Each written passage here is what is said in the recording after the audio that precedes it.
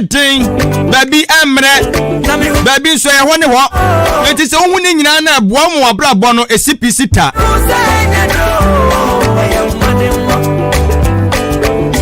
enti anyumre nso opanyine kase ba kwa jepene wase oni ye bebọ nkomo ewa Abrempong Anamom Tuo dwumadie yi eso na no so nam so ahyade hye no mu enkran esanse wase wo hwe baby a waduru sesia na nyame anim nukurani wamfa na hogoro so wabreye osun wom oyade wom anti yezi se wonu seja obi da ne tekreta mu a ememu ani mre mansu ma ne nya nwanwa bebre empe bebre na ya ne nipa ye bonya ye fo na ya mama ye nka kwese Nyankopon ahyira nipa yi na ye de hyese kwaji sikaduro anu na nwum yi eka kire wo no enti wo hwe kuku dam a wo bo wo mu din a wose wono a wotena na oye hwehwemu na wo so ye hwehwemu atimu sampa aya modembo owura Kwame desperate ni bia no oviri woni nwuma wa ya ene bia wo nenam ye ka obesu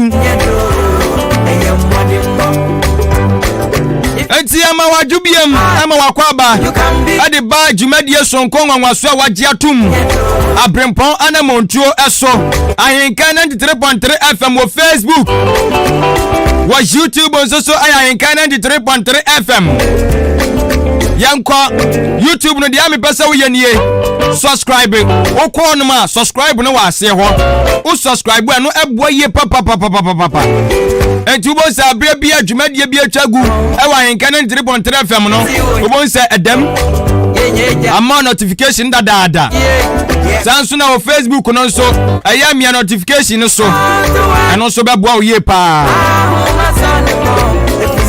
yebetumi enso akọ www.ahenkanfmonline.com eno de tie nie ubie tu ma mo nse radio no dem straight forward yisi ya de pe ubie tu ma mo nse dem enti onso betimi atie ya de afa emfa woni ba bia wo abroad anasa akosi broni wentia ni krom wo bibi man bia so a eni o Michael ko Ghana mu ya wo Michael ko Ghana na so ni apoye mantamu ana pese utie ya ne a ko ho www.ahenkanfmonline.com o boy ya na radio ni dem on subscribe hwe onya hwe na utie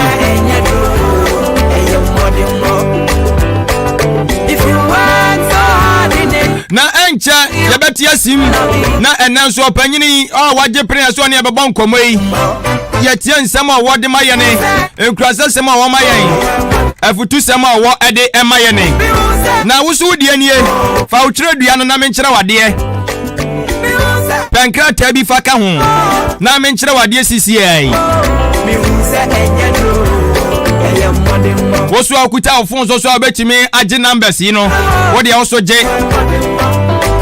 na dia me pese wo yenie enkomo no si a yedi nkomo no awia ne ya ma akonya na ososo do adwenkyira de abade wasua afiri enenkomo die ni mu enti dwumadie no mebobọ number na ani die mu memfre nyantobase yedi nkomo no mani esi ya no woso wutimi afre bam munti ene ye wo ho enti mempre hu bebre woso wa akonya bebre wom a woso betumi ede akasa enti kire ahoman fato wonum afama me 0554 WhatsApp any SMS no text line no any MTN 0554 820 910 0554 820 910 na odi ato o mo so mbese mo frɛ Vodafone no eso no eno so ye 0201 944 485 0201 944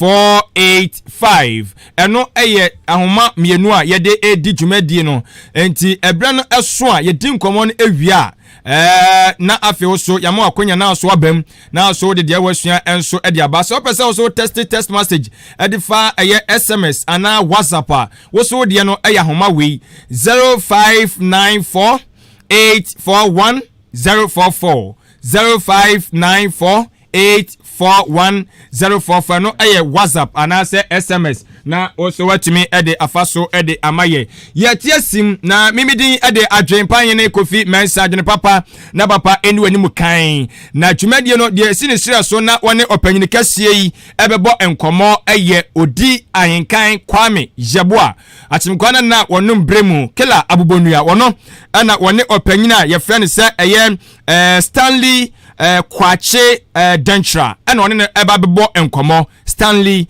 Kwakye Dankyira ɛna wɔne no ɛba bɛbɔ nkɔmɔ no ɔpanyin no wɔyɛ co-founder ɛna ɔsan so ɛyɛ ɔpanyin kwankyerɛfoɔ ɛde ma Maxim Nyansa IT Solution Nyansa IT Solution omo ye enkrofo bi a omo ye mfiti djuma saa IT ye kana IT ni mu a omo bin wo mu pa Ghana hanom de omo ne IT company kese wanom okowia afa na nyina na omo toso base mienu a chese ye bobo IT company a omo di djuma de sombo amakoko Ghana mu hanom a wodi eka ho okoji Seed Alliance Award 2019 ewo eye Berlin eno wo Germany maimu ena company ye this boss body ema wo mo obanika sei ene Odi-Ahenkan Kwame Yeboah adie mpunimpu eso mo betu adehye nem afo akoma bra bomu sam ade akire ma yenko na yenkotie wiea wo so adwenkyere no mema akonya na so abam na so de wode aba ye kwa ano sa ye ko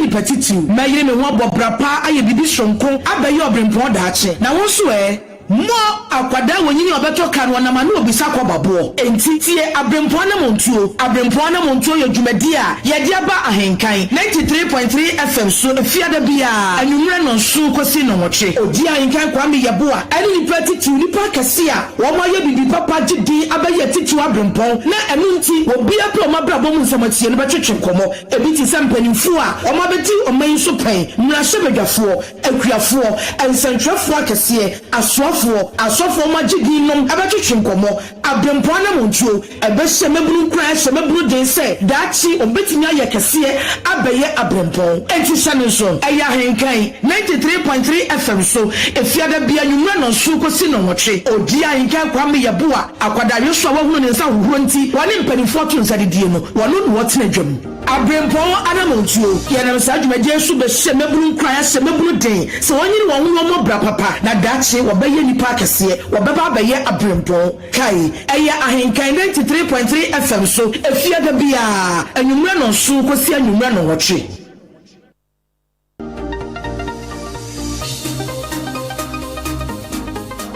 we adeshima ya mama kwa badeba ahenkan 93.3 FM so dwumadi ayato din se Abrempong Anamom Tuo medin di achenkwana na menu brem Odi-Ahenkan Kwame Yeboah me na dwumadi medin ho chiame Channel to say if you had a beer, no no so coping on what tree, and a digimedi a bro.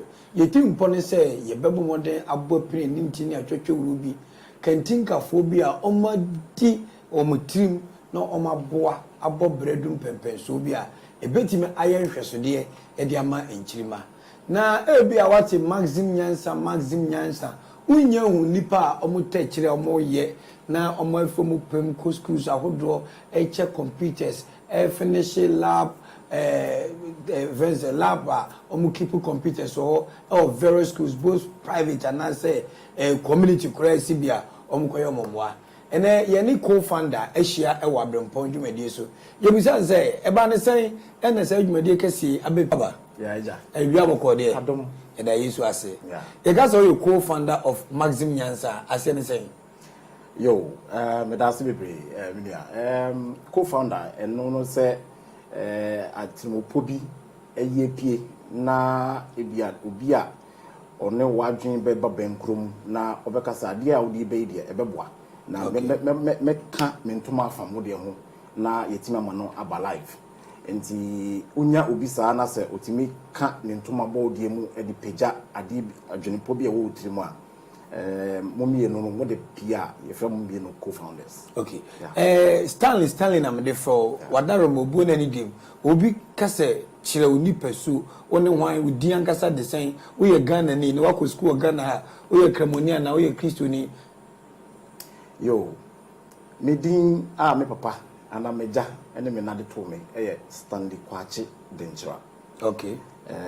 me papa na me if you boko ezo ye kwoni me kwoni pa na me maame na chi ifi Asante Jamase. Okay. Enti as akamfo de yakase ye na de me de ejade enti no wohwemu a me fi Asante Jamase ba kwawu na ye papa no nyom de yakokọ ya enti ye benyi ya na ye tese ye ma nchi efi Jamase.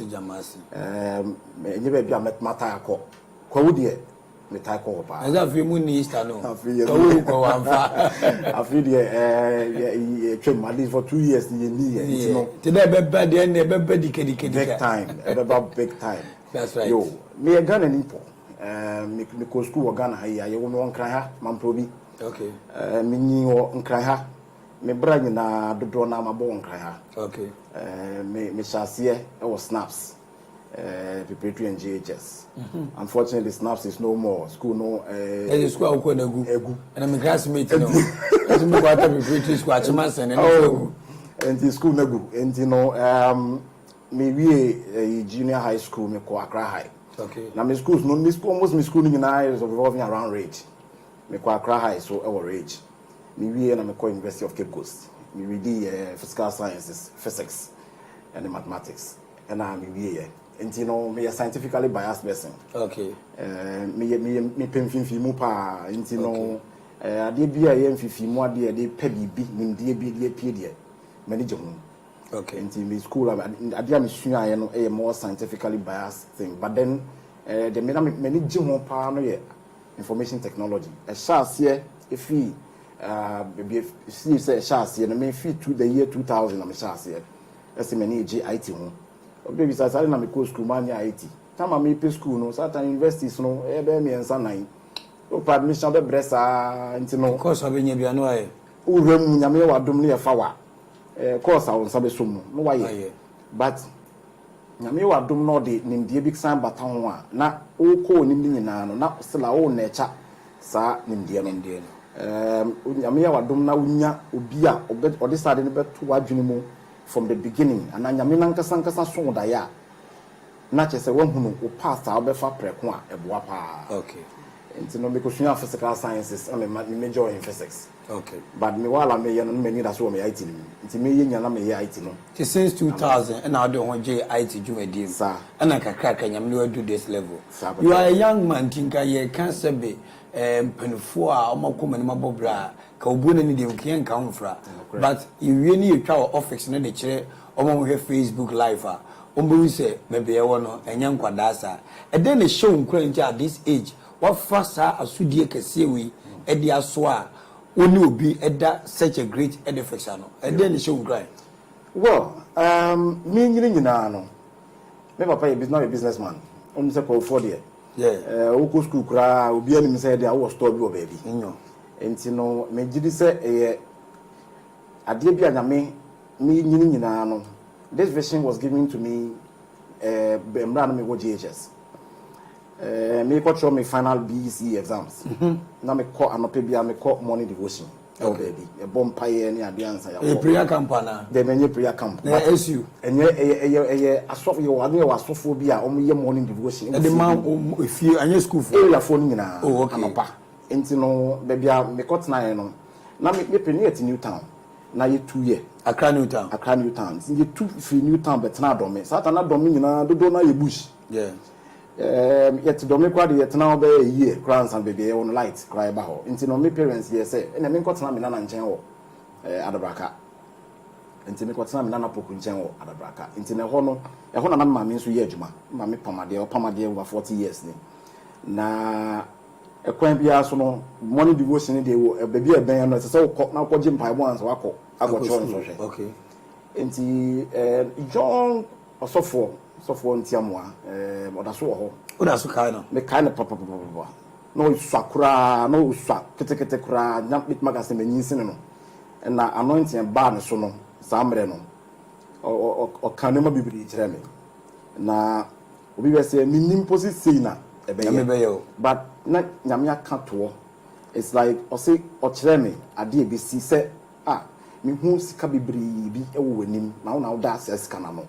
esa na osofo no ka kire no ka kire me BC e ma OGSS no amoko twonso yes to the oko twonso ko na you da cha kire o sa pepe me na utri ye pa na me ka se nyame adom se unya pass no entema me gidi se eboa se na wo ka no be young man we se enka NGOs ni nyama de enka mo amabo mo bra du atiri no a omo ko retirement na nka ti NGO na ade ne ye de enti no metima ka se nyame adom pass no eyi kire ache but kwan ye be fa so abade nyame penenim enti school no esase ye school esase ye GHS e was ye VSHS e was ye toaso e ko university enti nyame adom 2004 na me ra university me wa me we school senior high school the year 2000 enti na chese e kwan no se na nyame hyehye ne nyoma no wa hyehye ne pepepe owiase de obeye bia wa hyehye ato o de ne se obeye city na wetie de opeso o kwan opeso do fa so no o ma waso ko ye den dia e be divert me believe no okay. As a Christian okay. Na me a Christian mapa me shall say Anglican but to say me kwa ICGC okay. Na media department o me ICGC and then because of IT nti no manager ho nti ho e na me so me hye e wa sorry mu wow it's na maximum yansa more a Ghanaian based organization and as more partners who are outside Ghana. Very good. Maximum yansa bibia sha say fi Ghana ha na me come me mouse story na ebe nwanwa ni nyina so prophecies. That's all the while Bosheba prophecies. Wow. In the year 2014 minya prophecy bi efi so for bi an misia no 10 years back. I will so for na Debbie o so for bi na no so ye ne bompa ya na we be happen pa bon pa 10 years back into hwehwe o yira yempo and adjube 8:30 bi no obehu ye fie odu ye po no che ma me se situe o se enyo nti na mba ye me wasema abranti o ka kiro ma me se enyo wo ma me nti no ba wasema wo abranti enyo bi si hopo che me se afi no nkwa wie metu kwan enti no ono ne CBS se me ye ABCD wakana se me wie eno sori koye eno anu no me no ka se ne besi ne nshia ne biom we share so for the biom obe deliver message ni ma wie no wan yiska omo wan nsu ena pua okọ and your mind say me ye normally akwankyere 1 2 3 na ese me ye no media ne se me di so me eno anu no koye chata no watu kan find that now pass kromi o mini enti no nkom se be tu bensu ni tu kwanda be fatu kwanda chese asobi am na me bompa ma me kan se go me de no magia tumbat kwan ba no enyame akwan amen enti mi jem enti satan nyana me kwa me for say ya agro enti passport no kra man se na nsan kwan ko pe chiri akwan October mu August mu in fact August mu ko na me share me partner yi through a Ghanaian ono so ba Ghana ha partner na ye dey o Dutch oye bruni fita okay oye bruni fita o Dutch enti through Ghanaian na me share ono na me ni nkomodiem ye start with Skype yeah enye de yakwa online akohwehwe ni bio da bi we de Ghana ni mapa oba Ghana obe ne maami wuye no bisie no enti through ono no ye start see edi nkomo no kire me se na ohwa ofos ye beden ye betumi aye e wo Ghana ha tumi aboa youth na e wo ha no enti nkomodie no mu no introduce me partner no ebem enti me fo say agro enti August no na ye kasa na no e no kire bisa me se da be na metimi atukwan e na me se da me de me kire ade enti no metukwan a adi se December ye break for bronya and I say any me share me money date because of personal ticket and I'm say oh okay until now me for say agro until me chair say period we na me period we go see ha and I'm makwan okay the following day me share me email mu a ya to ticket etuaka any me din na passport ni kura ni ready na passport me yes ni ready me so die kura say me ko because so for the prophets now office nyame na aka nyame na be na ade tie be no be so bana mi se be so ntem sa see esa afini be enko na wie metu kwan fi oman ni kwan e be fa so e be si no e nyame akwan amen enti nyame adom e ba ne sa na ese me pe obi ma no ye passport bi ba me gidi. Well, you try to take it out. You try to take it. At the date, I shall home 27 December.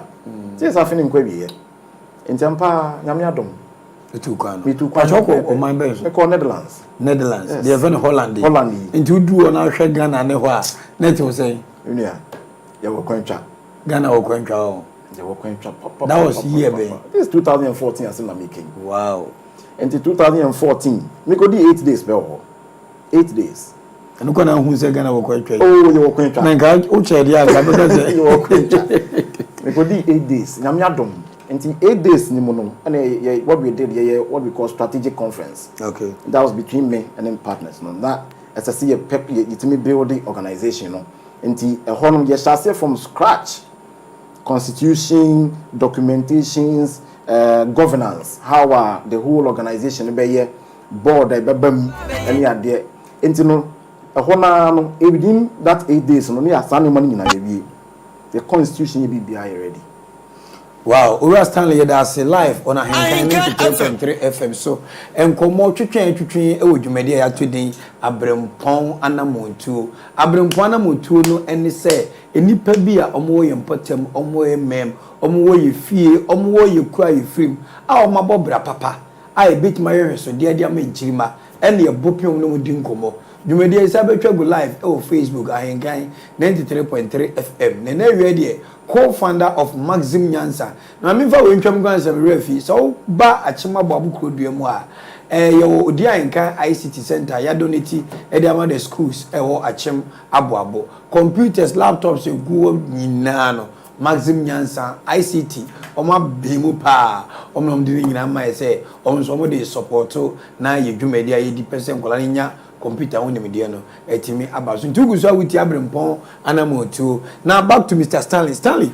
You as a young man now share edifix here what dano co-founder Netherlands oba na masasa adwen also call exchange programs e mebu na motetom ni ade ade no me bu say sika bebrebe from somewhere hey den na mawunya akokodu etimi e manage na den so na hye nkran ya ade a we say we dey atu ho ache bi e na ode ye yo me da say say me Christoni na aso Christoni me nhihye in fact nchechere ene antitia me fa mu fi me collaborate mu no ade anya ode anya ode a oh okay me gidi say ode bia no nsabeka so wodi no kure ego wi ase a say mebu no mo ba mo di no kure yes no kure be boa papa anade na da ho pa na nka okọ na no emu yes and adihwehwema de bia kwaso so ti wudi mika kope enyoma bia be mu adi ya ebe self o end ne wo de wanga san gwan kase yanhwe omo fasa akwa no so dodo na nwi omye to de sika bebe wo de abotre betra ho oh se adwuma na esase ye no menye nwi ye afrika no ya sase neze service sika mpo da wa obotai bi ntie da yes te wo se sika no ko botai no exactly enti adwuma ye ni nyina as Maxim Nyansa no ye sika bi ba sika no ya boni dini na eba enti nye ya mbodi ni se Stanley fashion botum okay enti me staff family ombo ha nyina no muni ye ma uska e wo botai ntie edi sika na hye won sase fa koya de kona ye no ye monitoring process ni very very keen and I want to send the panel who be mono. One guy you shall see who be comf ebusuano wa unim. Said anything. And no more you know me adwuma na ya na training you. As young as you are, MPs eba wona so say dom na no mun kamom na mun set up ICT labs near the those schools. And how do you feel young man na mpanifo mo abem abi so ni abem enyina ebe down. How do you feel? Well, nyame adwuma ne so. We so kanya medwa. Oh yes. Anya babla kinkan. Oh, anya babla kinkan but ye ka say nyame adwuma no nye asori dem na wo. Na wai. Your communities ni ye fie no mu ni ade no say obo ni pa ni ade no nyina eno de nyame adwuma no. Me kan nanda because asori dem de ye ba ye honi ye ba as a ku na we come and give thanks to God. Obet mama thanksgiving wo fie. Okay. But example, so mikiteska me de koto collection na komodi obi a. Me fan koto collection no. There be sim de money pa na komode no. No am for enzo man yankofo. Nyame adwuma ni bia no maye no. and no crown nya class and said them go to ayinim because ebi mo sign call a sorry fee sign ko sere aduane enti se media man wo kwan ho a onya nkwa sorry fee nkosere no eno ano enti no nyame adwuma ne ye no metimi aka esime bo pi aka kire se adwuma na me do adwuma me sori aba adwuma enyame ya me sori afimi fi aba se minim se na ye ku school we otena ye ko hwese bi mu de ye adwuma ne ade me dese me team no ko first me ana be sha se nyina me ana me drive from here to the north from here to BA me ana me drive me team no na me de makọ sese na ko se enyuma na do so enti no me go team a ye sa nyuma no it doesn't mean say me kobi but enyuma na eni ntotoye no abedo so see your branches were other African countries enti no ama na sase ni nyina free enkran Ghana sa pepe wo abrante kwaya otie ni na sase multi-billion project una odan ma moye yes exactly enti no injede ne show nkran well nkran say ade bi for education ho bia no e me nkran bi fa homa sua ade fa homa so esua ho bia ade homa sua boa wa na metima ka cho say me always say me ko ni so de nka homa sua de nka o do your business ka me business but me share school as say ni ade no e na me ko kira ade especially me wura ade kire mu system no the way I ko no new mind say you hu ni esua akande ye say ka homa ade sua ni eye de ya kono ebi ni ho teacher ko jina fa ko teacher ya nyame wa dum no nya teacher fo bi ma jina wadi ma teacher ya no wo kasa de wo ka no se woni ma de ko wo ka se it looks mami use the brofo kakra abstract it's very abstract on ti ase say yo enti no ade kotinya because it usa o ye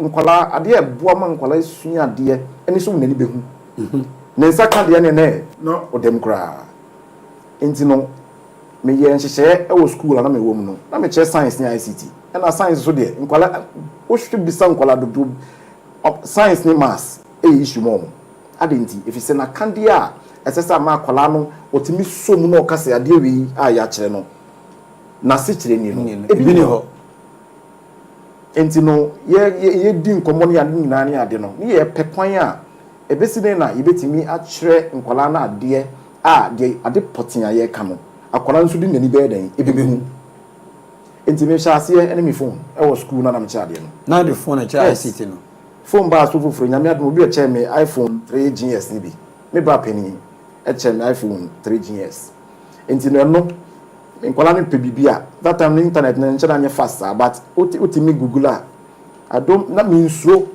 say obi wo moto ni phone iPhone pa na de ma school nkwala me me ye e baswa me say je and then I calling bintina as what to change you always saw your man grand be aba so ye me just say me the no me betrao me to turn your man like apart from my phone no me catch and partners me see me yes can me person me top pocket projector your projector ketwa me phone say teacher bia ni teacher ni bia wo bia ade ko o kire no obetimi ama I me show board no so man kola ne ho ade ko potire o kire no esa na u kire mu a umre kola no so more attention yes and me the tell me class yema because onim say me the laptop beba and me the phone beba and me the bibi for beba can you guys show me yes in the thing bi omo ba and na me use me nyame adom me call Netherlands so no me ko shia professor bi ono cha de one of the universities Leiden University o kire me kwan a obey cha de a umre enti me ba ye no me the san hye no ba me school nim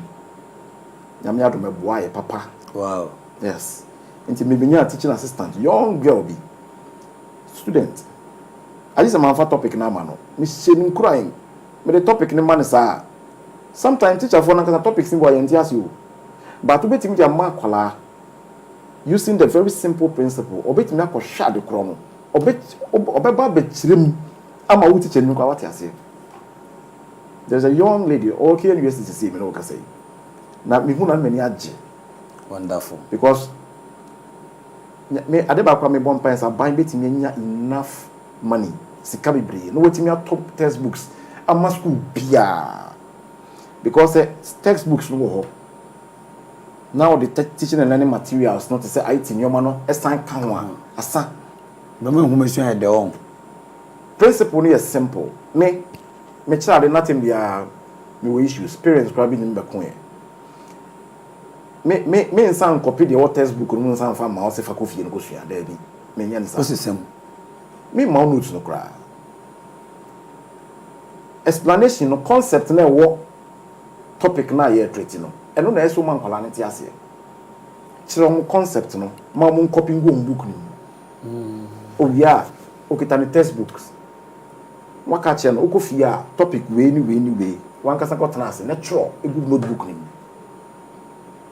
ene bebo ade de se wo kan na wo wan kasa wo tro na wo tiase a e ka wo tirim ntam especially teacher na akiri mo wia rather than say me kana me tro board no so na nkwala no be ko bi da no obi ye da bi kirade ni ma nkwala ni no enti de wo kana se otiase wia the principle is simple komre obebu say maximum yansa e den na hyemu nkwan den na mahu nti a ICT muni abremu gidigidi na mo kwesirem na mo kobono na mo kwa apoemantem enkurase ni ade e den na mahu ye to ye nim ICT ye moye bra we amakofa bembe say school bi akola bi anya wonim de no e den na mahu well obi be kasi ye wo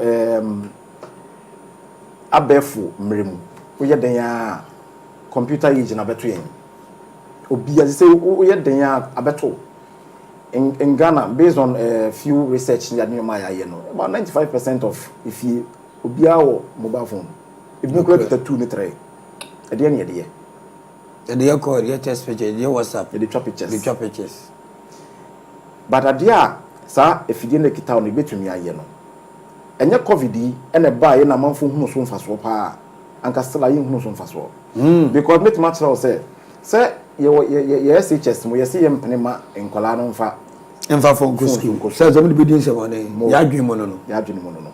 But then you bet me so I'm more use phone no or do school now. Just say outside you know. Obi omo de buy omo box. We do another phone not school no into one classroom and kitam was happening in your man. There be sometimes you wo say now mo you wo systems are and Colani di sunya di. E dey no mo fensuya. Mobile phone ya. Because equipment nanka sa no di sunya no. E bi ni ho. Enti no as I see ye pet kwan so ye nka se mom mfantena classroom ho but rather ni mom no ye wo periods bia se teachers no ehwe sa software ni nyoma na ye dia ba na on betimi ama nkola no e dia den I solve problems university ba ko bia me koye omo no iPad e she box mu e wo case mu ankasa teacher na ko class a no wa twe no wa de invest in way like the Netherlands. But you know what? That's what about Kupo. Oh, there be Marco almost since I share Maximilian Sansi every year be me to coin. From 2014. I feel be me to coin. No, we need none. Oh, there be now me baby. From 2014 to 2021 when you away. I feel be me to coin. I think COVID last year me manko because of COVID. I feel be me ko. Ukonzo Maximilian Sansi and one amontu na kutu. Odi ko pribi na. Me ye juma na ye no ye un kasimi tu kwan me bia me nko bi for holiday da baby ni nya ko adwuma ejuma me kwa maximum 1 month ma pasan babaka me kwa ye visit universities ye areas bi Ghana ha no ma internet ni ho ka ebi ba bi won twa kane ani ho ba na nyame adom Ghana ye tumpon yakoye ni bebre nkane awo ba bi bebre but network ni baby universities ni bi me no ka say your universities be miensa almost students final year students take up projects be ye amayen abuchire na moma na montu amatunti yes baby and networks any organ ha mmea be miensa bi yes be amamo in fact pe technology be easy to reach out to those people your radios near their networks ni use for those areas yeah na ye pekwan ye pekwan bi betima enya system e be ye full because radio no boy dey no clear nti ye pekwan we Indians student bi or Netherlands is here or no na ye final year project or yamayen. Are you a hard working person? Me neswa untana na o bu funtem oh there be o mre oh me nipa me nipa me bre I think say no kra no say my imagine in fact this particular year no be kwan bia say me take leave o mo a say me nya days kakra bi na me dey take you off kakra nti abrantia na baba wa bia wo tie me no nkomo yi wo Ahenkan FM so say wo pese wo ka bibi hye ne nkran a wo ye young te say me a eden na obi hwe wo so ya de pa ono so nye na onru baby wadu anampo ontra baby awadu well sana me kan no me ndu baby aye eguso kakra yes me kasi me ndu baby aye no che say adwuma ne so ye ndu baby a okay na akonya wo hobby bri ewo Ghana ha ya Stanley you sure nkofo me hwe obi ti odan man so across subu abenase nyina se akwatia de boadu academia de ewo akonya ben opportunities ben o okay now say no the time only time I'll be to find a solution business one problem. The question is problem ben we identify community mo. Baby out no. Oh how ben no. Na me go pro hana no adru. Mo the issue is community no hwe enwoma e wo ho. Na first start adwene ho say e de na metimi aye na me dia boa sa na dia be solution to that particular problem. Mimi ko ma boabo. Yes. Kro mu ni nyina adwuma bia nim. Platform bi oton nya do oton aduane gale adwuma bi nim ti me de na me de menya solution enti no the issue is ka say adwuma bi nim yeah say we say metima ka cho say adwuma amanfo started somebody back out no enye sika bibiri na ohia de adwuma sa yes ebinity en say de bia ya radio so programs ni ade na metie bi no obi si me hia 100 Ghana obi si sometimes o sha nipa dodo na nyesika kese bia no hia o ampa nyesika kese bia but the question is kwan be no be fa so benya sa sika ketwa no kwa na o hwehwe no die the person no die the person de ye no emwa no efihe there is still a solution metima kas nyame adom mo be best point yeah issues ni bi ho no ma sometimes ya na mo kan radio so amanfo so feel say ye trara ba me jindi say ye trara sa there be dey che idea be na wo ana information ayi ben no bahunu ohunu ni sa idea bia we identify no e kwan be na be fa so be brand no amana ye edimu na wetin go present to obi a obi ba be musa be na kono so be so nkofo be wo sa nim die no but adwene na odi be move aka say me hia obi a betimi aka de ya bo mama me na ya polishing no nice na metimi a present no ebi ni o if you schools they be me see your counseling sessions in our schools no they are not working yeah for two form yes wo your school mo no o share government schools how many times me take class government school o my career day that there be ni private schools nko adenti e ko school ama nchire bi o adenti shebi na sa adwene mai enti say no then yes sank curriculum to the new curriculum hu ye no many ajepa but still no that aspect no mean who ni ye shame because if there is a career day in that aspect obi picture mo de send you na me down na mesre yes career day in Colombia you know o ma dress it say akonfo and as it teacher sakio na ti obezo nyo ye konfo ana there no question but me feel say you sane ma say because you twitwa sane ma no e fi your career we ni money happy why na etu yemfo e wo school mu ye na go focus school omo ye mass ntimi so na ye mass na there be akwale bia woni ade ope akwale bia unfortunately ye classroom betwe na classroom ba ko nkola be 50 negum teacher ni ba ko of them obey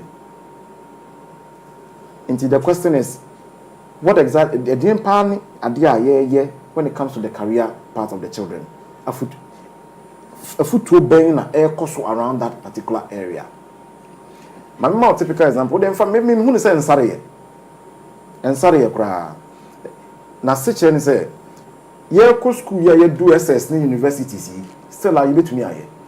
They say Maxim Yansa every year be training programs. Them in fact you training per Don't Fit 2016. Now make much on authority. About 98% of omunina eye juma papa. wo de wonya kwanko university wonya kwan secondary school me menya kwanko university me secondary school wo de oti krom wo nkran nti wo access to internet ni ade me ti abo me ti manso me ti dokotwa no ha me de na access me nya access ni bi ti me de na ma survival oh ekurasi ameti eno nti ni Maxim Nyansa wo no se ye frɛ ye gusu frɛ se no ye communities are omu lacking technological things ye pese ye boa support wo meet market show and you go so fresh support from the corporate some wine ye be ye de betumi aye ye ntimi nyina but se obiti yenka na se bibisa na so omu hiamoa na omu frenya ye ba ye betena ase se odoni me principles no eye ensa kɔ na ensa ba enye yenka ase fiska e be hye yensem na emom no enema ensa se odigu akwan mu ansa na yaba no esese wo ye ena enye bibia eso bia ye ntumi nye community nim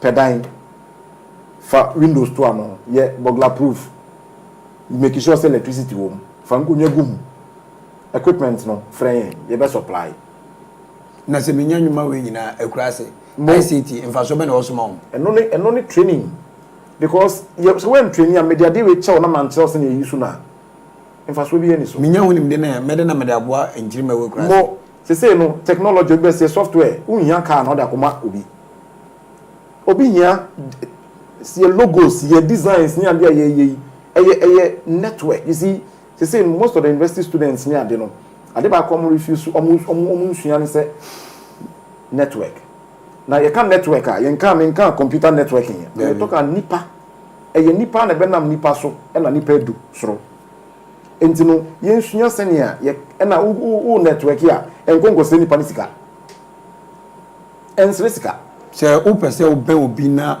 oboa wa enye sika sem da bi ebe wonim de bi pese o kosua bi sa o ahofama bi pese o kosua ane ne hia nya te obi wa ben ya se chale o ma mi 200 bi da bi ano nya network na kom de ne nti network no oh me wo idea bi o fo so betime nya obi ama na boa me ama ma yesi also okay bia minim asumesi me gidi so betime aboa o na wa connect na ma no in the next second obo na wadu baby na me hwe one of the TV stations I think this one also omo they be better so coming to America part 2 after 30 years or more year part 2 no nipa no supply African beats ni sane man o Ghana ni p me say Ghana ni p coming to America the more film our year in those days 30 years ago ne part 2 na bafu from no nipa no supply af a year friend saying ahene no ni o Ghana ni wow many G me hwe me se many anche sa me say wow e na mo bi so na mobi so na mobi so na ba bedu so na mobi so na mobi so na mobi so na ba bedu so ugusu awutie Abrempong Anamom Tuo live on Odi-Ahenkan 93.3 FM co-founder of Maxim Nyansa eye adwumakuo bi a NGO na adwuma mo ye wo Ghana ha no se wodi woni kosua be hu mo office now show mo set up what him say yes these are guys who are well dedicated to prove a point say the black man is also capable of managing his own affairs and moving a bit higher na edi yedie nkoso aba said that we can but first them dua so na homa eden e wono soro nti abeda na nam wo so na branti kwa bi abawa bi so adum pempen so a wo wadu yo first one can say yenye setie ye won penifo yenye setie yemu ade yemu ye ho ase ene man tel mabawa yemu ade na ni pa kom de no nya gani ndi ono na okọ bra gina aduane o ede no kobu but sab ahobrase na mo nya aduane edi oh okay ahobrase no be ma obi aso wonsa ede we adwuma bi oh okay ahobrase no be ma obi ahunu akase ye bodi obi kase me hia asomesi ama na ibibia ma oni mobi na se minima asomesi okay ni na de adwuma ba na de adwuma ba yembre ye wase na metima kase se ba na Maxim Nyansa ye afibia ye training nkofo ye wo nkofo a bia dodo na no ye target no ye abense ye be fa frisro no ya fa fiase ase no say aha nchirem ase no say ye be start with the junior high school primary school student kwala no a omo ba no excuse me ye say ye be boa amomo nya ICT equipment e wo school na ye chere ICT a yan chere no paper so any book mu Ebi kwa de board na mouse. ebi kwa de board na mouse ye mpene sa ye pese obia nya nti me launch a computer for schools Ghana ewo achema boabo no. That's true. Send e be ya ye betimi nya computers do e dey supply all the private schools ya schools omu ni ICT equipment ye pese ye boa ma omu nyina nya bi nti ye boa wase ho no esoro no so ye wela ye hunu se university ayemo mu ya IT sinya de me university do na ye theory ya kan trada me hunu practicals no aka practicals no nti masim nyansa de ye nse ye the practical side no beba universities no mu ye majuma ye nka se enye but ye pese ye complementing on the omo ye no nti nyame adom ye nya partners all over Europe in fact e bi fi Canada ni ade so ombeboa nti ye hye programs we to say ye programming ye software development ye networking ye data science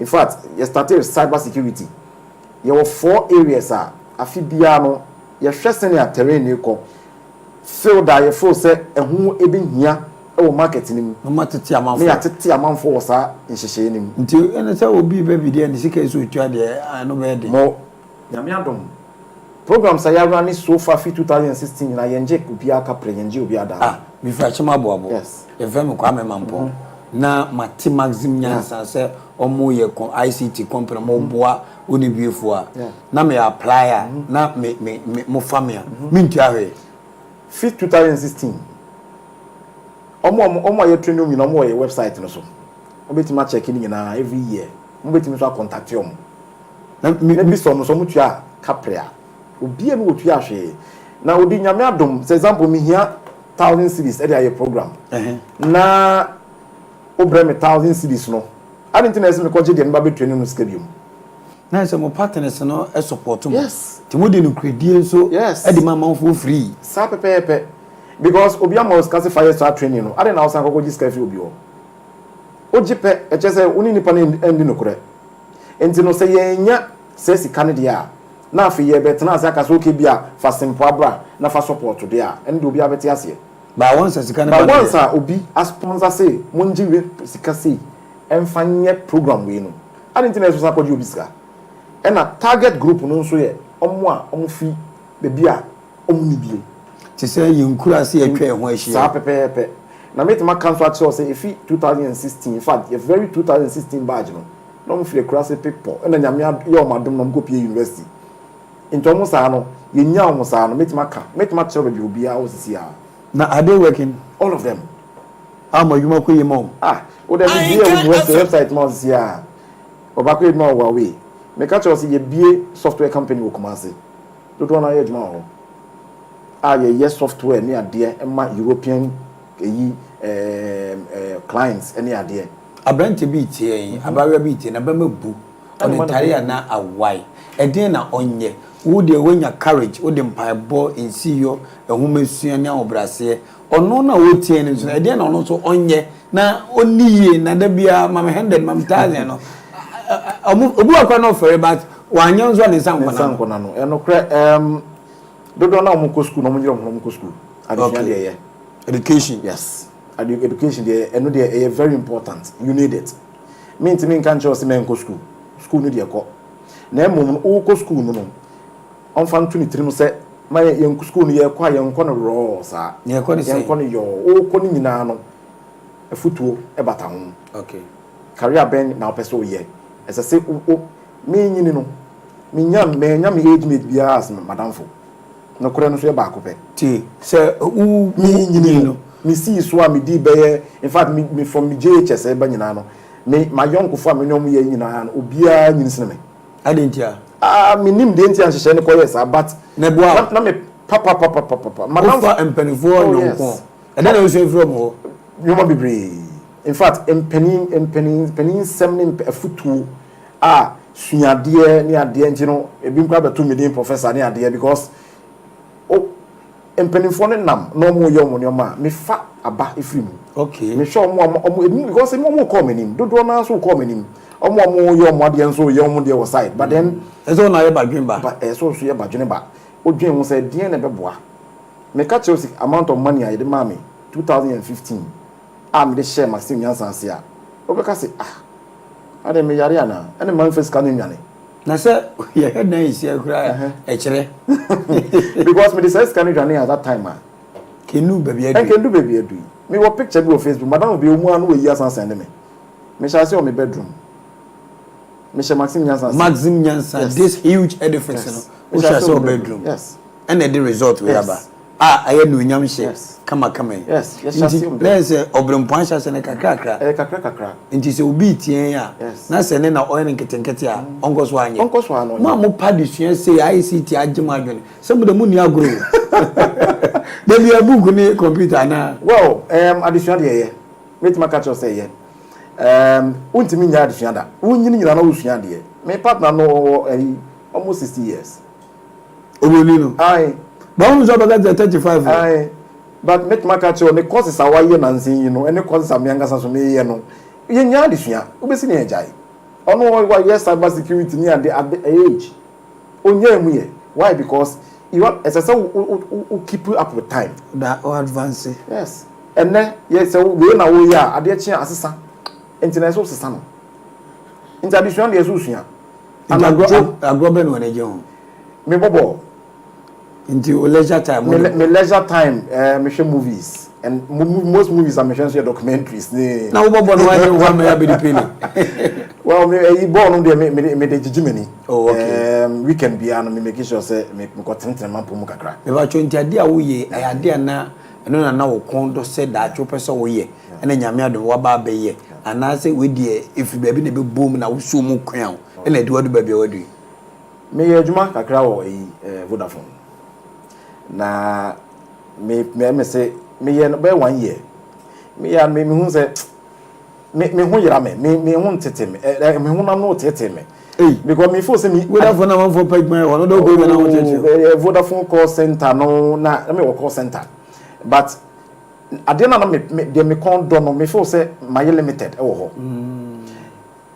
juma papa me nka say juma papa but se path na me person me kono say me tena ho che ya anka me nyesho say because me jai Vodafone na me ko kire ade free condition him go good morning say class 10 and I go na woni je no me anope na me kire say 5:30 na me jan kwan na me twen papa bi oba be fa me akọ ejuma oba fa me akọ ejuma na say in life no ade a passion wo no o ya esi wiye sometimes no money be one my force and hobbies but sometimes a hobby no bet ma than aye main profession oba force say your hobby oh we assume say o pekasa pa but oba hwe no na be ma onsako wa no yes and you know personally no me Vodafone call center me call no na me de me customers kasa me solve problems me ni age but me still am sure me feel say too limited because the same thing na me here but me padia me timu say me school na me child no ona no compare no one sem no koka say wa obetima ma nkwala half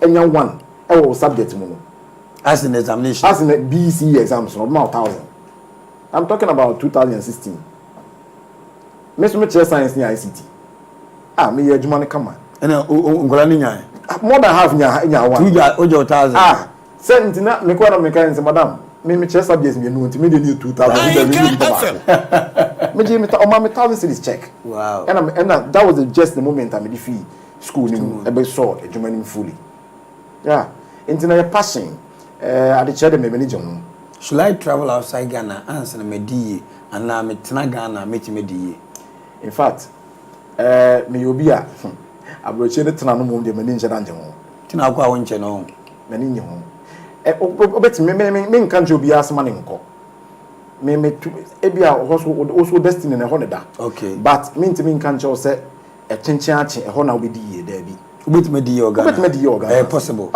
meet mama typical example ebi ni de me bra penny me family meet him deny example meet my catch o se nyame adom ono say no beginning ni nyina no na akwentu won ni super but then o ka so nkokra no be ka so be ko ye den aden because nyame adom o ye adwuma ne nsa kona no okay e o Ghana ya o ko school nyame adom ono so padisua me bra penny so your padisua pa o ye that type no mo ntra buku nche be brain because we smart no I check into yes and no mon call o system no new one bi de bia me come say o system na e free ho no o level ni ada no form 5 high enti no me new ones ni bi but old system because na me tare ne ho nti no menim kwan ya fa so osua ade esese me feel say adesua de we de asosua ena kwan na ye fa so na ye de sua ade wa ha no ena sometimes ye den mai because na kan de esese boa ye ma ye sua no ena eni ho Ahenkan 93.3 FM ye catchment area no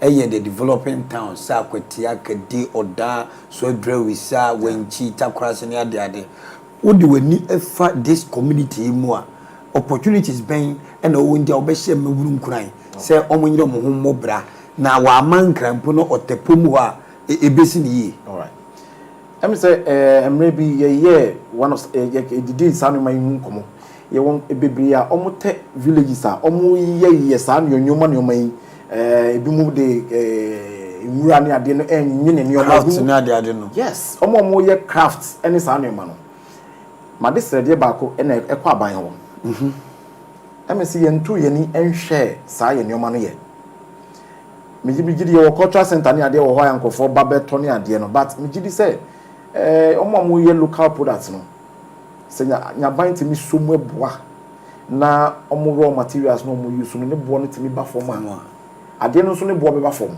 ama Ghana fo ato since on beto ye abroche de no because okwa abroche a omo mu ne oma no eno no bo ye for sin foreign ones no Yeah, I didn't know ye ha no de local ones bo de sin ye foreign ones I didn't adwonbone and eno na mimi gidi say no eno na moyen because eno boyen a omo ye nkurase ne ade omo nwene basket omo nwene sa ne oma na craft ne oma na ebi mu kra te be da no me de obi de box or de dua ne oma na de aye amplifier me de kire wa o sa parts no any ade o kurase voter region ho be no ye eno ye enye se nya adwuma o ebo adwuma kama but emwa no efiri fa nansi ya no nti gentleman no de na yin send me no eno che me say den ni betim dia abo no eno obisa no ga no so nya laptop dia ye 1212 the SCC ye no ya ye man but still o hia moa ebesi na push no ti abane ntu ne hwe nkurase on tu ne hwe ye nyuma na ye wo man yi mu no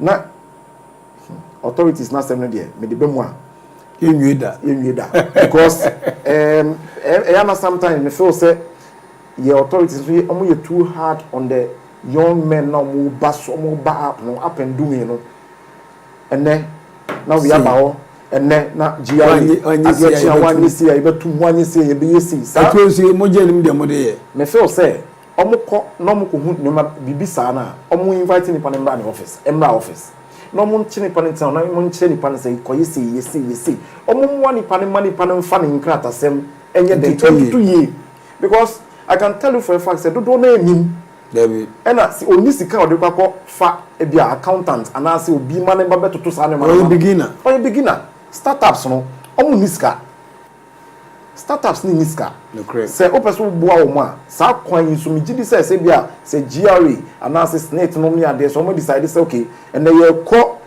community ba ko ye ko hwe o mo hyehyɛ fie a o mo ye nyuma ne ade no ye kwakọ ye nkyerɛkyerɛ ma o mo ye nkonko kase kyenkyerɛnkyen a fa osika bra na ye be to store ni but mu invite ni panem ko se mo invite no wa amade a eno de embra betimi ni panedi but se mo ko ni panem ho o se bra mame mua o na fa onkrata sem eguyi we startup uniska da chi bia onye ska betimi atua na won shas yesa na obia de ni eden be kire se yentumi fa onkrata sem nguyi e betimi de eguyi ama adwuma na tumpon ama ma fa nkofo mo hia because omo mu eni adwuma no doso and then crepa last year COVID ni mre ni mu no me say me board ni ade tena ase yesi twa budget because adwuma ne nko internet so cut budget na wo cut budget e say obi yi di we ba go trefi but year no ya end no ni nyam ya dom instead of say cut budget no na me staff no mo increase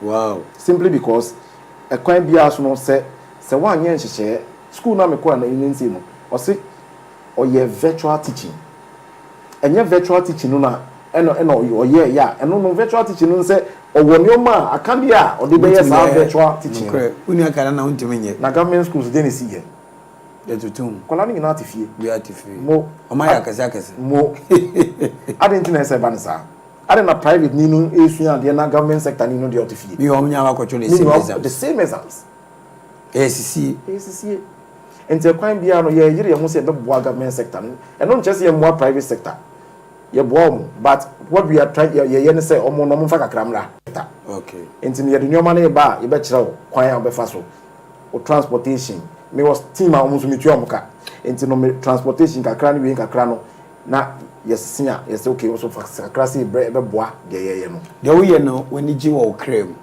me kasi me ni ya me boa eno me ka che me so an about 3 an many ati me nantem so usually mother be 11 about 3 an many ati many tian me da wasa na me asa me ho premise ade enchina me so remra because amafo e friends say ye nkrofo mo villages ni ade omu nyamwa enti wo fi say for cardinal points ben na because waka senya mesu waka adwumaden waka so bibebu ade fi entitie na adesua sanyo na wo fi say odasani bi o ya branch te say odiswa e be ma na die yes na wo over so na boa nyame adom e common name da wow me sha fit say me sha here so me we school 2008 me nya adwuma ankasa me kasi me nya adwuma no 2010 eno kura no na me gi 150 Ghana as salary as my salary in fact na me gi 250 and yet so ba 150 adoko di bone ben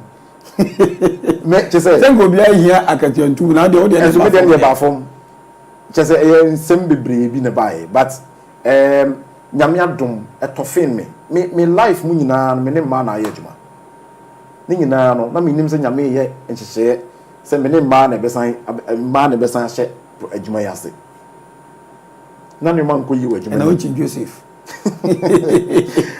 na nyoma nko eyi sikasem ne me nyoma bi so nko eyi wadwuma ni na nyoma bi so ne nam ho politics bi ne nam ho enti ye pese eyi wadi a ye de afa ha ne de afa ye fa ye se okay se ati akatua de so na me se nya hwe meye enti se several ways of killing the cat e be kill one time enti ne kwan bi aso enti me ye jusan me ye adwuma no to aso be 3 months ansa na me jai me ye to aso na nipa na enwa but so you be ma worry for oh yes oh ma worry me wo ma mi no wonderful yeah. Wonderful. Enti me de man kwa na eto me wesia.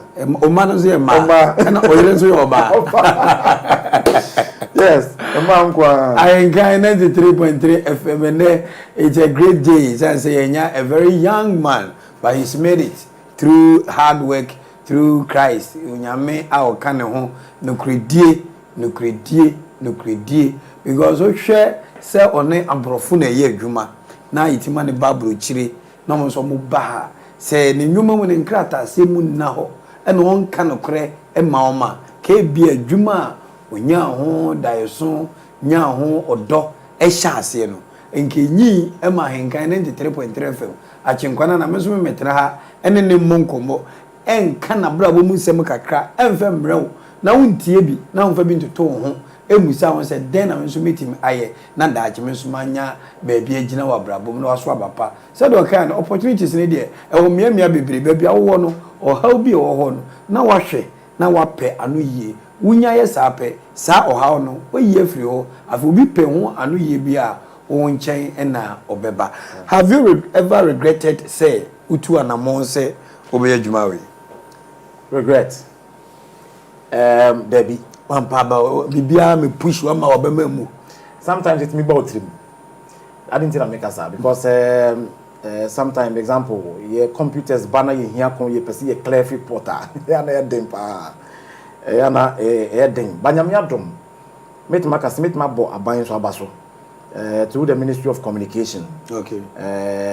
GIFEC you know mo collaboration you know money ba GIFEC so boa because you know more collaboration say na be ayeso omo sofa try say me so sofa enti minti mi ya ban film met makase aban or ye or no aban so ye ne film ade na MPs no met makase dodo na ye no kasa no omo so mo boa yen in fact omo hunu say this particular aspect of the educational sector no I be the top apa ebema nkwala no so di yie no omo so mo boa dodo na me omo sign no dodo na omo benefit from constituency have benefited from adwuma ye omo anka somebody ho dance ye say ye yire ye ho na be na mbeja ye oh I just say computers ni jaye.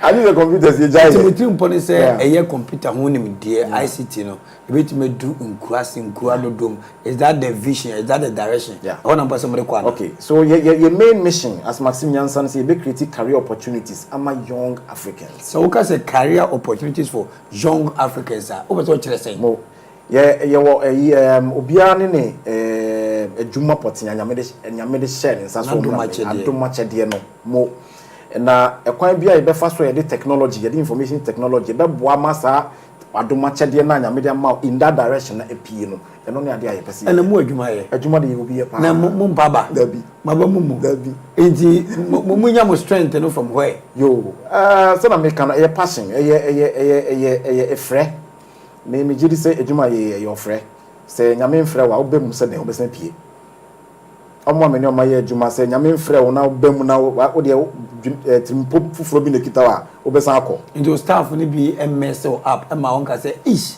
wo dem hu yanga manfa no well there be well nipa na oni o maye adwuma eye den obenya ba ko mienu bi but dodo na ye ni o maye adwuma na ansa na meka no ono dodo na ya ye training omo enti no principle na ye training omo ye de show ma say mo di timpo bi a show mo trim no matter ma say sa dodo na omo few ones ni omo ye adwuma ni omo te yase na omo ni je so mo ne mo ye adwuma met em say dodo na omo around no omo ni je keke because me no omo transit di me no omo transit bibia me nteme ho a ye pani no no mo transit di me nteme o baba na ye te o ye boss a won kira ho kakra nkira David onya boss kakra da no bi sare na me share atade suit na ka wa bagum light bi that one is simple David atade a me share no bi no ho so me share na we happy in search me ni kakra me tie ni share shirt share na anu ma o ye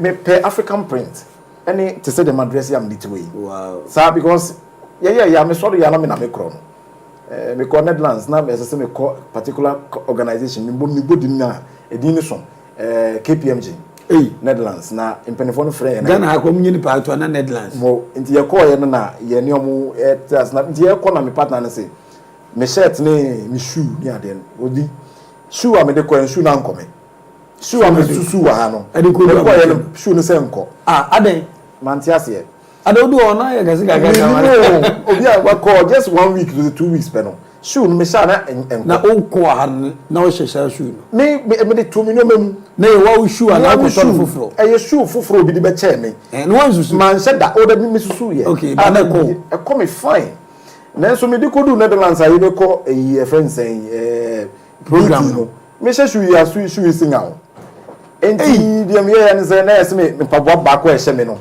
me share sa enemy African print and I won't say and I'm say this is my atade am person me share and I'm share African print ya ni jeans ya no de ko tell me proud African me ko me do ona obi a she suit ni ade nya me kwa me African print my mind kura na won ne o oh there be me okay fortunately dey na a long sleeve okay I share me and I say you console kitikita jackets ni ade ntia me ko we say me ko question so su nyina me am ho na eba enti no oda no ho se dan a me share suit enti no mi sama sem because omo ye sponsors okay omo ka omo dedicate omo time ye data science ye nyina omo na omo sponsor ye Ora Stanley ene ye ni age pasa ya ba na so ne ene obobonko mo na mo gidie mapa se etifo a eti yen ehwe wo Facebook YouTube account ene Ahenkan 93.3 FM no omo so be sua bibi e di afrim me ameti amene ka se me sonwuma bibi afi nchen ade edima kotere ba akwa to metimpa no nokredie se mo gidie se yina yedi nokre ma ye ho a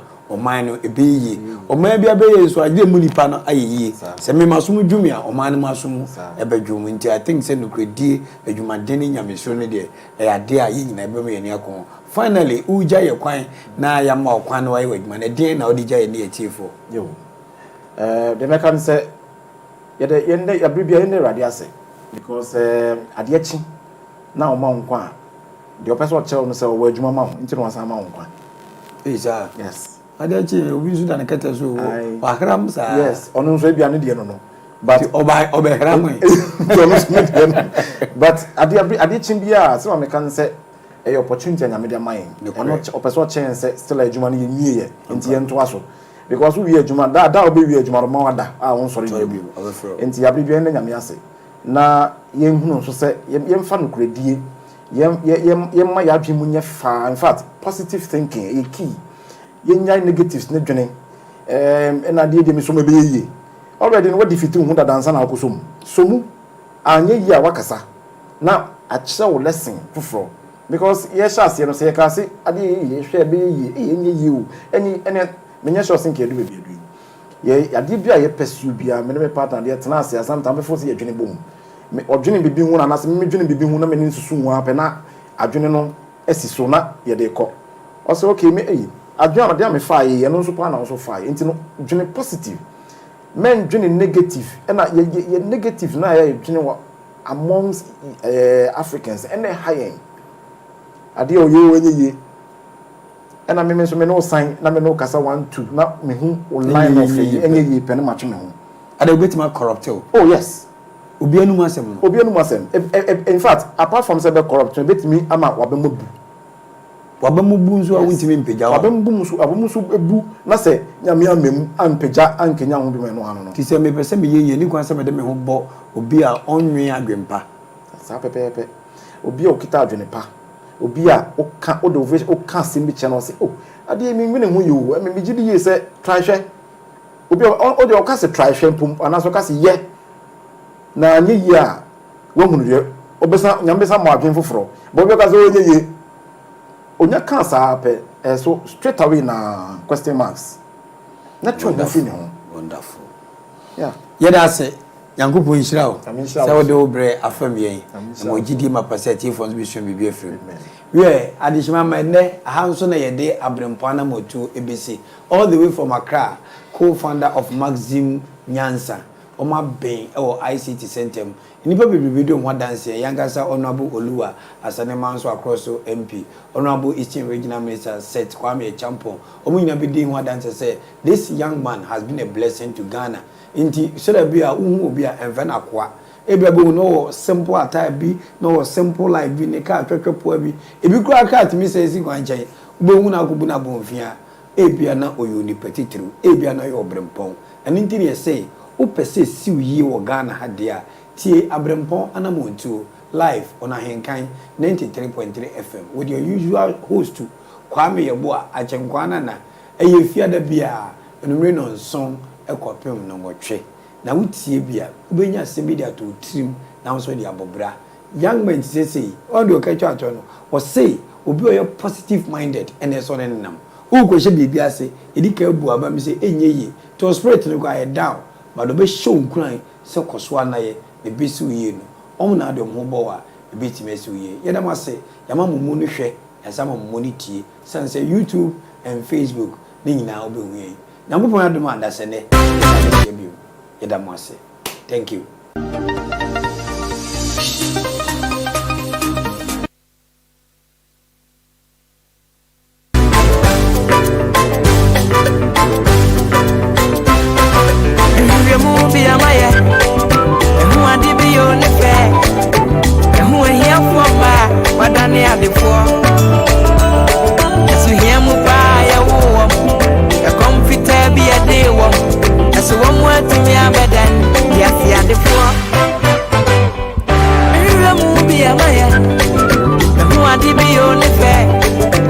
yada atiefo nyina no so ase ene yetu ya hofo ya se hu enkran bebre na opanyini eye Stanley aka ade akyere yene woso betimi anya akonya no abo awuram ya woso wasua ewo ene Abrempong Anamom Tuo dwumadie aso no woso betimi afena so de wadwenkyere ede aba ma yemfa ofrefo odi wa hello mpacho adaroma majo me do so minia ne bacho odi ni bia akasa free gasati achem aprade yankwa wadaroma minia ya mama achem aprade ye tie tansem we ya emma yenya no last week papa ofi anomase no na sama wakan ayi me jese obi in sita no obali kroma no wasi okuru ya ode asomda no fact or no about practice for by this. Yeah. Yeah, cut a team of practice before. Yeah, 6 is a mechanism we are. Okay. Be a man kind of Fremopa. Dimupa. The radio station, Honor, the damn station, yes, I can. Yankopon Shroud. Because a permanent man, one yet to see a cool master. Then it would be my unions yet, unions yet, Yamma. A practice, they will put up for you will need power with it. And what do I can see our studies of the year about Kumboa? You know, I appear. What I'm going to be boss of the president, Fabi, what I'm broken and no cry. Yes, Simon. You walk on one come to me up and no. But I was ready. I've been a woman and I'm about to my naked Yamay. My boy. Manu about the one yet. As much about it, the one yet. Soon come on, quite no community. Let me understand. What after the 4 year walk, a bit more on walk in the house of water. I come to me, I bet what side of the move. Yes, yeah. I boy. Yamini Yeboah for be Kakanga crab ye. Ebe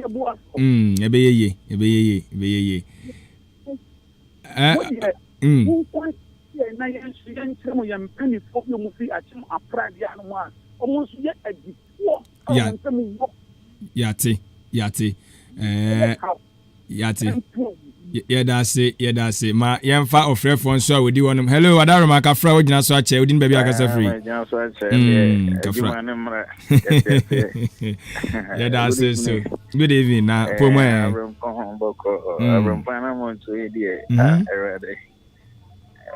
Nyankopon show Odi-Ahenkan Kwame Yeboah. Amen. Nyankopon show no papa. Me dey am team 24 na sansa na unze o ma bra bon sem na e ka koma pande. Be me e ono na me se no Odi-Ahenkan. Yes. Very papa na yeti na sansa. Ono se o she school as one cry o. Yeah. Yes. And I cry no. On fa utumi fa cry adisia na de chance to ha yen adisia ne ma isia ha no. Yes, and so and then Odi-Ahenkan na wa force am no to do ben so bi ono ne sa for no next e bon komo. Nyankopon shano. Amen. Yes.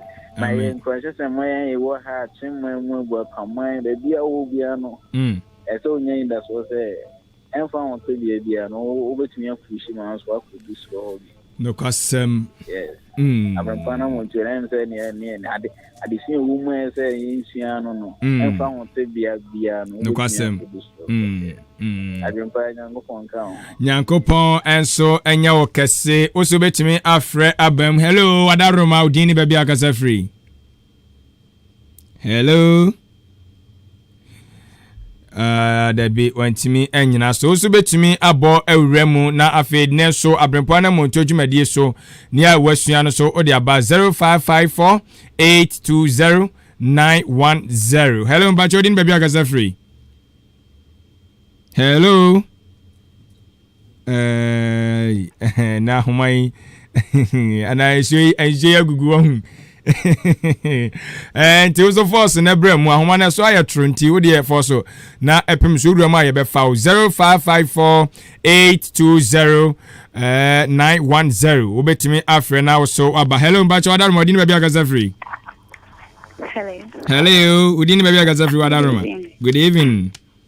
Pastor Salome of that Mr. Salome ne yesu ade bebre wo de a wa fa ne sen.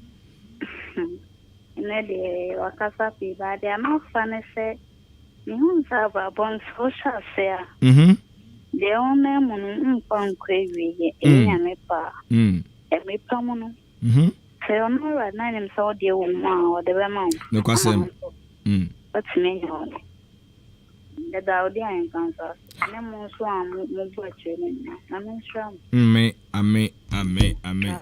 Bye, that's say. Also, friend, ne bremo, and ne Abrempong Anamom Tuo. So, dear, now so as soon. Hello, Bacha Wadaruma. Dini baby akasa free. Hello. Ahuma ina dia bayere ne.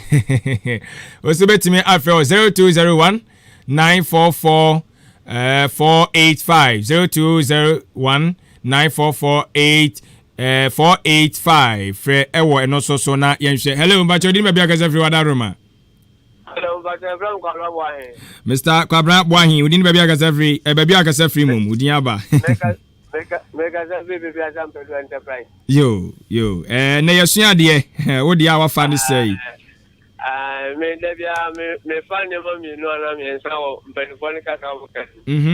First one no credit. Okay. Second one ye nyamisru. Third one ye CEO. Determination. I didn't know what they see when they so be lo so be ne na me boa wa bi. No kwasem. Amen. The president is no Batemu and Odi-Ahenkan. I didn't know. No kwasem. The Ahenkan say Yamisha Roman and Quatentia of it to that transit this head Maui. Amen. Amen.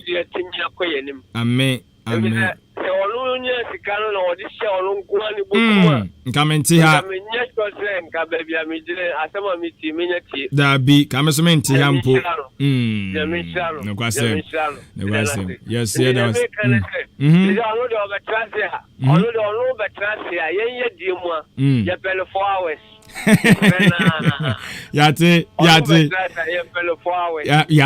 Yate. Obeka ni nyina fitine nkura blem enye ni nyina obeka ni nyina.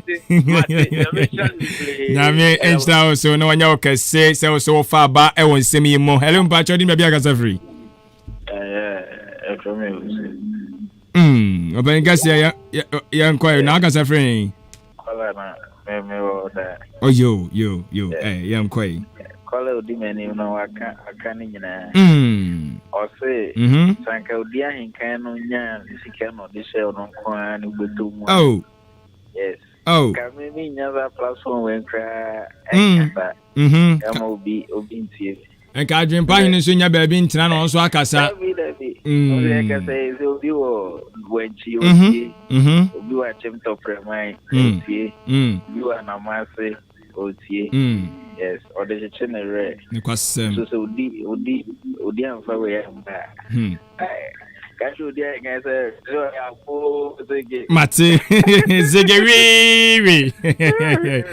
Ya da say the Odi also Emra. Hello, Adaru mo gina so check afra Odi ni baby akasa free. Problem Christian mi kasa free. Wadaro ma oni mi beso ye bibi ma me o kasa fidie no jomo ma ye why chim kofom ne mu na ho Nyankopon chira wa fe yen kwai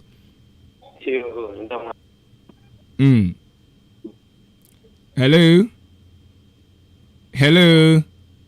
Dabi hello obanyi gese no ahoma no entiment to tomu eyi hello Hello, my sonka. Me bacho ne kasa yiti Wadaruma. Yo, you can say no kre any baako. The ode no kre si wa kwaso na ode nyamsuro.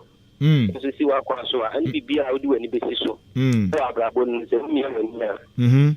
Bibia mi se no kre du kan wenu a. Bibia no ntifo so ena kan se on sa on hora na oni ntifo didi. Bibia ko bia la o tia beni bia apema se no betro betufo. Say ha ku. Danko na mfa na o ti ntifo so kasa. So ba ko abrabo. Bibia mi pia mi to. Yada se oso watimi anya bibi ede ato ho na ebehye wunkura daachi bi bebi abrabo ne mu ayedin wo so frɛ ne brɛ mu mo amofrɛ test line no Madaroma yese no WhatsApp ane SMS na betimi test message afa so nti Madaroma frɛ wo 0554 820910 so na ye mo enkomo hello bachodin bebi akasa free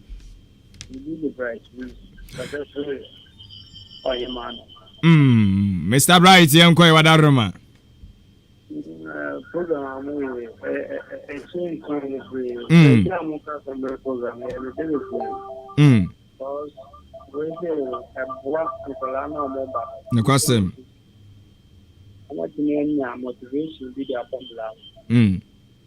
For the benefit of your motivation will be all crap. You may be in a mission plan and you are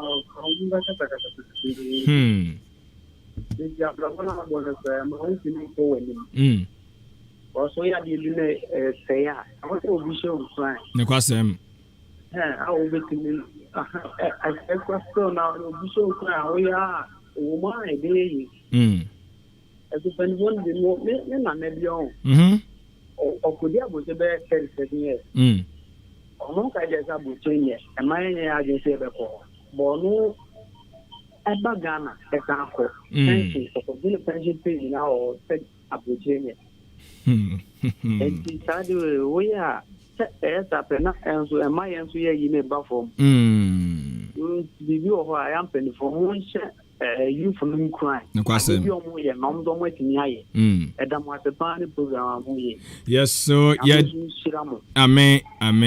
Nyankopon so enhyira so my hunu say dwumadie yi adesua bebre wo ma betumi abo nipa abrabo ne na setene mo na magye atomo yebre no ya yebe enti frefo be ba ko mienu miensa bi eba so a yebehwe na yedi asi enti wo so frɛ na bre mu 0554 820910 wo frɛ na obema na obetumi so afrɛ Vodafone no 0201 944 485 ofefo bi obebo awura mu bia no ye be fa no na afi no ye di dwumadi no asi yebre na nyanye bre si ya ka chem say no so kopim no nwotwe so duru ba bia na ya bo awura mu nti hello ba chodi medu aka safri na me tia Ahenkan no ma mafia me san ko mo me ba cho Ahenkan su ni na Christian da wase me pa obo amen me shira na nyame entunko amen.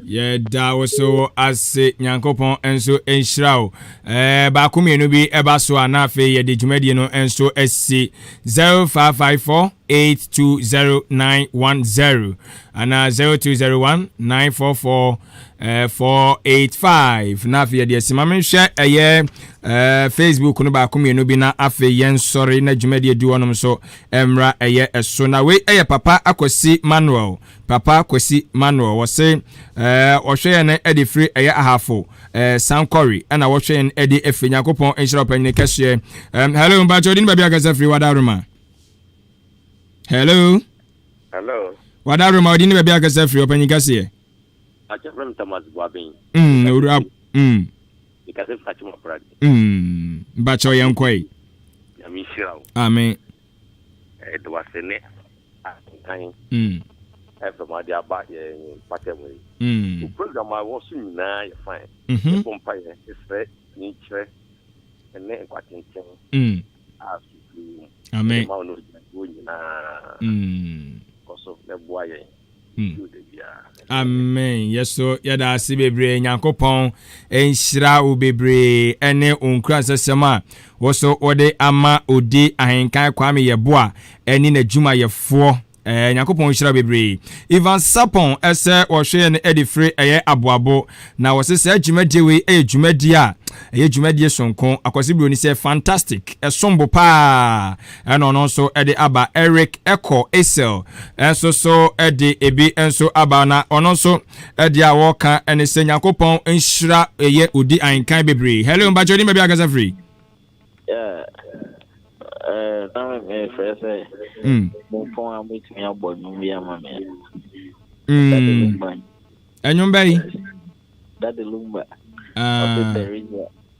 Telize.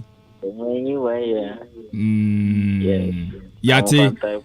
I think that DJ Shabu never nti obesi sadi aguma ma kama why?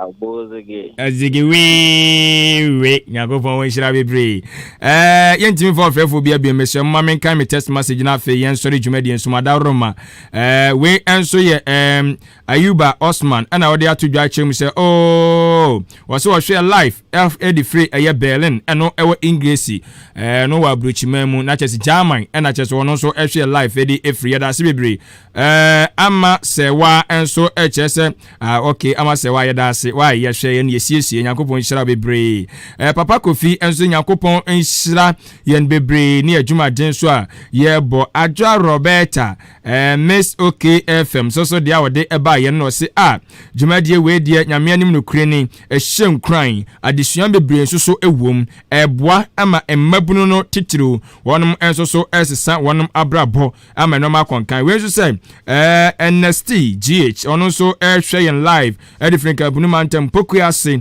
ana wono enso so ede eba ye na bebre kan Emmanuel fando de ondo obesaye ena ode ekire ye da se dwumadie no na brebe ma kwan ama ye de dwumadie no anyina enso asi ye da wase wa unya abre na utie ye na wasua ade na afi so unya abre na oso frɛ ye ede wadwenche de wasua ede ba Yakopon hyawo na onya okasi dwumadie din ede Abrempong Anamom Tuo eba wa kwan mu efiada bia anwumre no so ekopene no nwotwe so etimi ye de na bro so se wa bedi wa danse wunti se wa brabo uso betima hye ohun kwanti na ye ne sa Odi-Ahenkan Kwame Yeboah wano ana dwumadie no esi ne sere so enti ono ane din komo no na afi atwempan ne Kofi Mensan so ahwe na watoto nneoma enso so ewo fianum na afi wo Facebook no so Kwame Asante enso adaroma wono so ede yakwa akopiem ho na afi so YouTube no so wa ma so wabo ani enso akohoma ewo Yakopon enhyira obi bia me sori na afi DJ Fish